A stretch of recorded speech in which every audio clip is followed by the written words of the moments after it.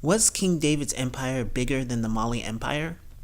Now, we heard about the Abrahamic covenant, right? It is a fact. In the Mali Empire, there was a prophecy, and that prophecy led to the creation of the Mali Empire. The Epic of Sundiata begins with Sundiata's eventual father, King Magan, of the now small kingdom of Mali. Magan is known as the most handsome man in all the land, and is already married with a son. But one day a hunter and soothsayer appears at his court, and prophesies that if Magan marries an ugly woman, he will father a great king. Most people are not aware of that prophecy in West Africa, and that's because of the distortion of history. Now, the Abrahamic covenant, what is it?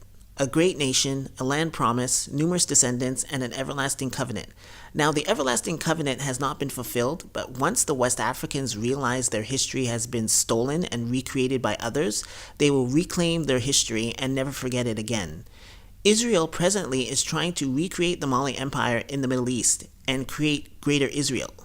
Now, was King David's empire bigger than the Mali Empire? Now, I asked ChatGPT, was King David's empire bigger than the Mali Empire?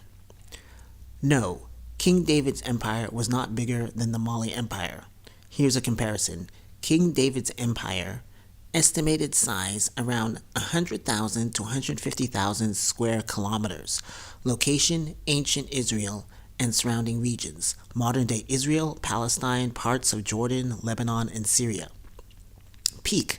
Under David and his son Solomon, it was a regional kingdom, not a large empire by world standards. Mali Empire. Estimated size, at its height under Mansa Musa, about 1.1 million square kilometers. Location, West Africa, parts of present-day Mali, Senegal, Gambia, Guinea, Niger, Nigeria, Mauritania. Peak, one of the largest and wealthiest empires in African history, known for cities like Timbuktu and massive gold wealth. Conclusion, the Mali Empire was vastly larger in both territory and wealth compared to the relatively small and localized kingdom ruled by King David. A small kingdom like Israel can't garner international influence. So how was it possible for them to be influential on their own with a small kingdom? Israel without the US would have a tough time. The size and wealth of the Mali Empire could garner international influence and did.